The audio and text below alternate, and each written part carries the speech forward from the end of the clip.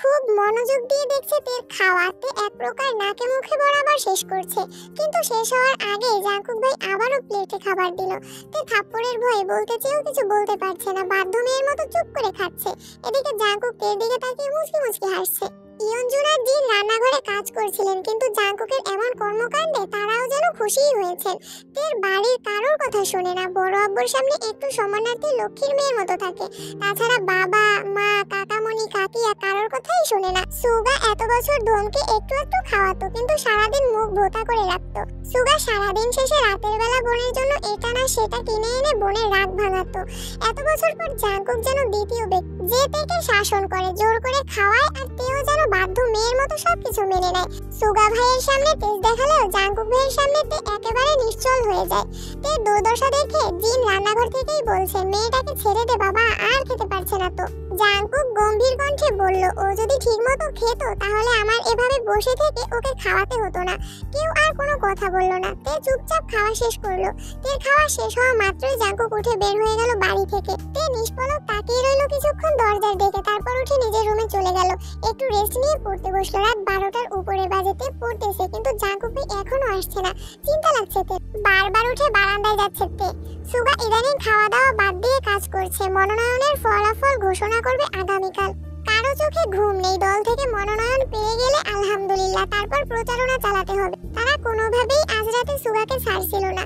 গোপন মিটিং চলছে এমপির বাড়িতে। রাজনৈতিক মিটিং মিছিল থেকে ভাইকে আনতে বাধ্য হয়ে জাঙ্কুককে যেতে হলো। এমপির বাড়ির হলরুমে মিটিং চলছিল। জাঙ্কুক এমপির বাড়ির সামনে বাইক থামিয়ে হলরুমের দিকে যেতে নিলে পথ আটকে দাঁড়ায় এমপির মেয়ে। জাঙ্কুক চোখ গোল গোল করে তাকালো মেয়ের দিকে, রাজভারী কণ্ঠে বলল, পথ আটকে দাঁড়িয়েছেন কেন? মেয়ে হাসি মুখে উত্তর দিল, আপনাকে আমার অনেক ভালো লাগে ভাইয়া, প্লিজ আপনার নাম্বারটা দিবেন? জাঙ্কুক কণ্ঠ দ্বিগুণ ভারী করে বলল, আপনাকে সুগা বলেনি আমি একজনকে ভালোবাসি? মেয়ে এই কথায় পাত্তা দিল না, হাসতে হাসতে উত্তর দিল, আমি তো সুগা ভাইয়ার কথা বিশ্বাস করিনি, উনি আমার সাথে মজা করেছেন। জাঙ্কুক গম্ভীর কণ্ঠে বলল, সুগা সত্যি কথা বলেছে। মেয়ে এমন ভাবে হাসছে যেন মনে হচ্ছে জাঙ্কুক যোগ বলেছে। জাঙ্কুক এবার দীর্ঘশ্বাস ফেলে রাগান্বিত কণ্ঠে বলল, শুনো মেয়ে, এই আমিময় জাঙ্কুক অন্য কারো মালিকানায় বন্দী। আমার জীবনের অস্তিত্ব জুড়ে শুধু তার রাজত্ব চলে। এমপির মেয়ে অবিশ্বাস্য চোখে তাকালো জাঙ্কুকের দিকে, কোমল কণ্ঠে বলল, আপনি সত্যি সত্যি কাউকে পছন্দ করেন? জাঙ্কুক সহসা বলে উঠল, সে আমার পছন্দ বা ভালো লাগা নয়, সে আমার ভালোবাসা। আমি আমৃত্যু ভালোবাসবো তাকে। মেয়েটার চোখ টলমল করছে। এটা দেখে জাঙ্কুক এবার বিরক্তি নিয়ে বলল, শুনো, আমি শুধু তোমার মোহ, দুদিন পর সব মোহ কেটে যাবে। আর যে সত্যি সত্যি তোমার জন্য আসবে সে তোমাকে কখনোই অজুহাত দেবে না। তার কাছে তোমার প্রায়োরিটি থাকবে সবার প্রথমে, যেমন আমার কাছে সর্বোচ্চ প্রায়োরিটি আমার প্রেয়সীর। আশা করি তুমি আমার কথাগুলো বুঝতে পেরেছো। তাই ভবিষ্যতে এমন কোনো কাজ করবা না বা এমন কোনো কথা বলবা না যে কারণে তোমার এই পাগলামিগুলো নিয়ে আবার সিরিয়াস হতে হয়। ভালো থেকো।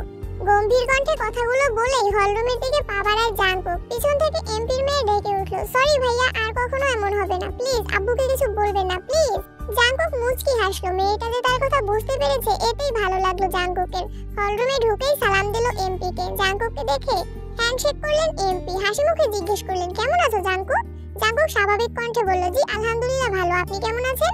এমপি এবার চিন্তিত স্বরে বলল, আলহামদুলিল্লাহ ভালো, তবে নির্বাচন নিয়ে একটু ঝামেলায় আছি। তা তোমার কোনো দরকার ছিল? জাঙ্কুক ঠান্ডা কণ্ঠে বলল, আসলে সুগাকে নিতে এসেছিলাম, এত রাতে কিভাবে যাবে এজন্য।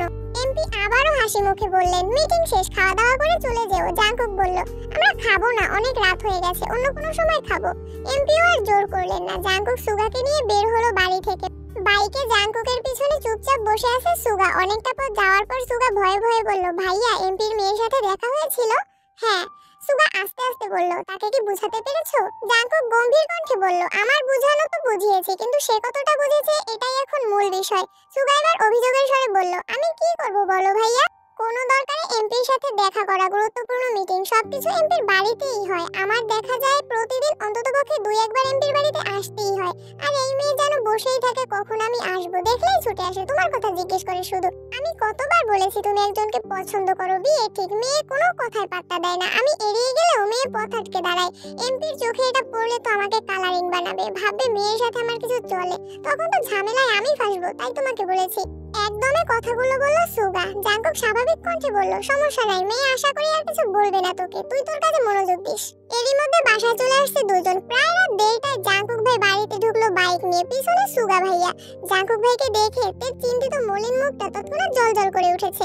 সেই 12টা থেকে অপেক্ষা করছে জাঙ্কুক ভাইয়ের জন্য। বারান্দায় দাঁড়িয়ে আকাশের তারাগুলো শেষ করে ফেলেছে মনে হয়, কিন্তু জাঙ্কুক ভাই আসছিল না। তে দীর্ঘশ্বাস ফেলে প্রফুল্ল মেজাজে দেখতে লাগলো জাঙ্কুক ভাইকে। বাসায় ঢোকার আগ পর্যন্ত যতটা দেখা যাচ্ছিল, তারপর চুপচাপ শুয়ে ঘুমিয়ে পড়লো। সকালে জাঙ্কুক রুম থেকে বের হয়ে করিডোর থেকে নিচে তাকালো, ডাইনিং টেবিলে তে নেই। এত রাত করে ঘুমানোর জন্য তে সকালে ঘুম থেকে উঠতে পারেনি। জাঙ্কুক তের দরজায় 2বার টোকা দিল। 2বার শব্দ হতেই ঘুমের মধ্যে টলতে টলতে এসে দরজা খুলে দিল তে। হাত দিয়ে চোখ কসলাতে কসলাতে তাকালো। সহসা অক্ষিযুগল বিপুল হলো তের। জাঙ্কুক বিমোহিত লোচনে চেয়ে আছে অষ্টাদশীর মুখের পানে। সদ্য ফুটে ওঠা পদ্ম ফুলের ন্যায় সুন্দর লাগছে তেকে। খুব করে চাইছে দৃষ্টি সরাতে, কিন্তু পারছে না। জাঙ্কুক ভাইকে দেখে তের বুকের ভেতর সেই টিপ টিপ আওয়াজ স্পষ্ট বোঝা যাচ্ছে। তে মুখ ফসকে ডেকে উঠলো, জাঙ্কুক ভাই। তৎক্ষণাৎ ঘোর কাটলো জাঙ্কুকের, কিছুটা নড়ে চড়ে উঠলো। জাঙ্কুক ঠান্ডা কণ্ঠে শুধালো, এত রাতে ব্যালকনিতে দাঁড়িয়েছিলি কেন? জাঙ্কুক ভাইয়ের প্রশ্ন শুনে আটকে উঠল তে। আকস্মাৎ চিরচেনা গতরের কাঁপাকাঁপি তীব্র হয়ে ওঠে। বুকের ভেতর হাঁসফাঁস শুরু হয়েছে। হৃদস্পন্দন অনেক বেশি জোরালো হলো। চিবুক নামিয়ে চাপা কণ্ঠে বলল, রাতে ঘুম ভেঙে গেছিল। জাঙ্কুক ভ্রু কুঁচকে তাকালো। সহসা গম্ভীর কণ্ঠে বলে উঠল, ঘুম ভেঙেছিল নাকি ঘুমাইতে যাসনি? সত্যি করে বল। জাঙ্কুক ভাইয়ের সামনে দাঁড়িয়ে মিথ্যা কথা বলার সাহস অষ্টাদশীর এখনো হয়নি। ভয়ে ভয়ে বলল, ঘুম আসছিল না। জাঙ্কুক এবার ভ্রু নাচিয়ে শুধালো, কেন? তে আর কিছু বলতে পারছে না। মনে হচ্ছে কথা আটকে আসছে গলায়, কোনো আওয়াজ বের হচ্ছে না মুখ থেকে। জাঙ্কুক শ্বাস ধরে ভারী স্বরে বলল, কি হলো? জাঙ্কুক ভাইয়ের ভারী কণ্ঠে চুপসে গেল তে। বিড়বিড় করে বলল, আপনার জন্য। জাঙ্কুক তীক্ষ্ণ দৃষ্টিতে তাকায়। কয়েক মুহূর্ত নীরব থেকে কণ্ঠ 3 গুণ ভারী করে বলল, কেন মেতেছিস ধ্বংসের খেলায়? তে কখনো অনিশ্চিত ভবিষ্যতের পিছনে ছুটবি না। নিজের লক্ষ্য স্থির না করলে জীবনে কখনো সফল হতে পারবি না। জাঙ্কুক ভাইয়ের এত কঠিন কথাগুলো তের মাথার 3 হাত উপর দিয়ে গেল। কিছু বুঝতে পারলো না সে। চিবুক নামিয়েছে গলায়, ওষ্ঠ উল্টে গাল ফুলালো। জাঙ্কুক ভাই শুকনো দৃষ্টিতে দেখছে। আবার রাগান্বিত কণ্ঠে জাঙ্কুক বলে উঠল, এখন যে সময়টা কাটাচ্ছিস সেই সময় আর কখনো আসবে না। আজে বাজে চিন্তা ভাবনা বাদ দিয়ে পড়াশোনায় মনোযোগ দে। তে এবার বুক ফুলিয়ে শ্বাস নিল, ধীর কণ্ঠে ডাকলো, জাঙ্কুক ভাই। সহসা জাঙ্কুকের তীব্র রাগ বিলীন হয়ে গেছে। ভ্রু কুঁচকে শান্ত চোখে তাকালো অষ্টাদশীর দিকে।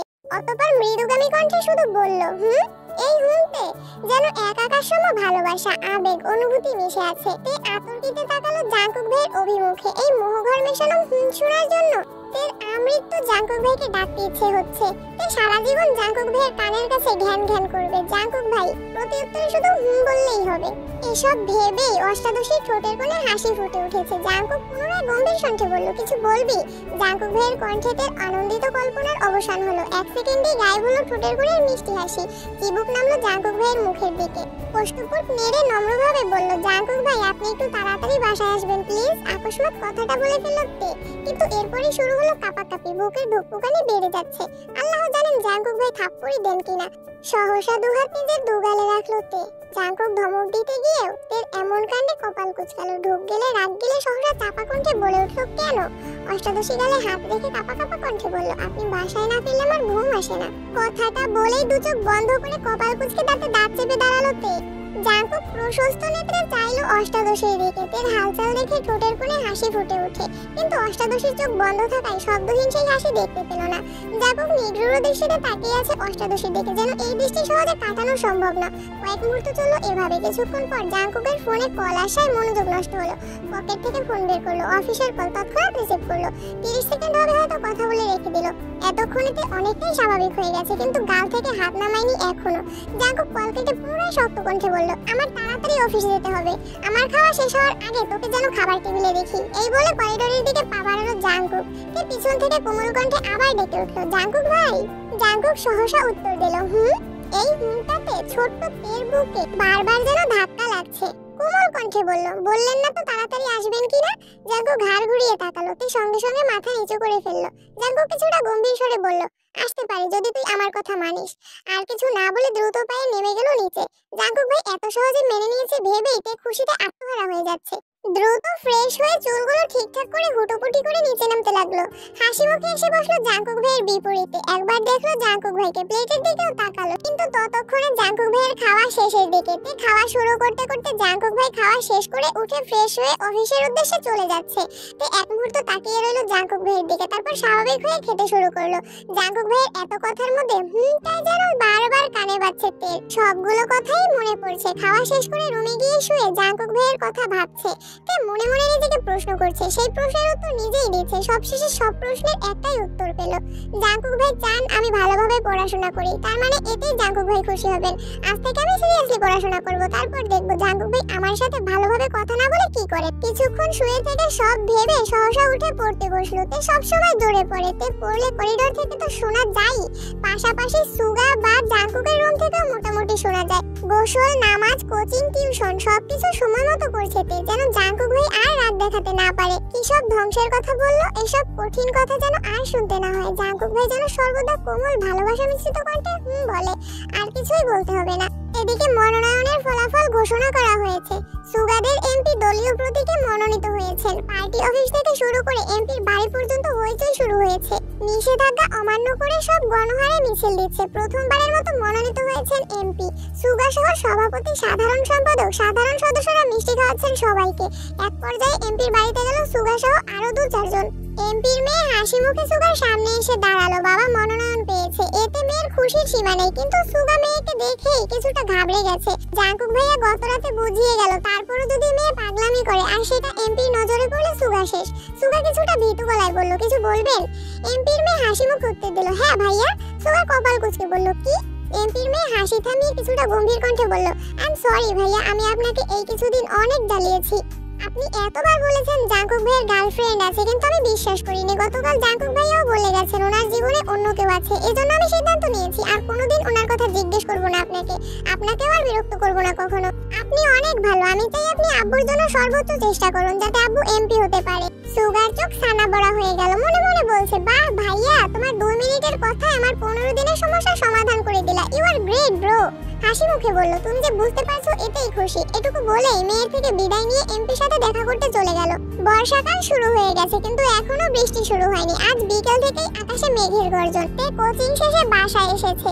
মেঘের গর্জনের শব্দে পড়তে বসতে ইচ্ছে করছে না, তাই ব্যালকনিতে দাঁড়িয়ে আছে। গোধূলি বেলায় টিপ টিপ বৃষ্টি পড়া শুরু হয়েছে। ব্যালকনিতে দাঁড়িয়ে রাস্তার মানুষের ছোটাছুটি দেখছে। সবাই ছুটছে নিজের গন্তব্যে। ব্যালকনি থেকে হাত বাড়িয়ে বৃষ্টি ছোঁয়ার চেষ্টা করছে। বৃষ্টির ফোঁটার স্পর্শে তার সমস্ত অনুভূতিরা যেন অবশ হয়ে যাচ্ছে। হাত বৃষ্টিতে রেখে কল্পনার জগতে বিচরণ করছে বৃষ্টি বাড়ার সঙ্গে সঙ্গে বৃষ্টির ছিটে ফোঁটা চোখে মুখে পড়তেই হুঁশ ফিরল অষ্টাদশীর। বেলকনি থেকে রুমে চলে গেল। টাওয়েল দিয়ে হাত মুখ মুছে বিছানায় বসলো। মোবাইলের ডাটা অন করতে একটা নোটিফিকেশন আসছে। ফেসবুকে ঢুকতেই সামনে আসলো জাংকুক ভাইয়ের পোস্ট। অফিসের ব্যালকনি থেকে তোলা হাতের ছবি। ফোঁটা ফোঁটা বৃষ্টির পানি জমে আছে হাতে, সাথে বৃষ্টি নিয়ে সুন্দর একটা ক্যাপশনও দিয়েছেন। মনোযোগ দিয়ে ছবিটা দেখছে। অনুভূতিটা যেন নাড়াচাড়া দিয়ে উঠছে মনের ভিতর।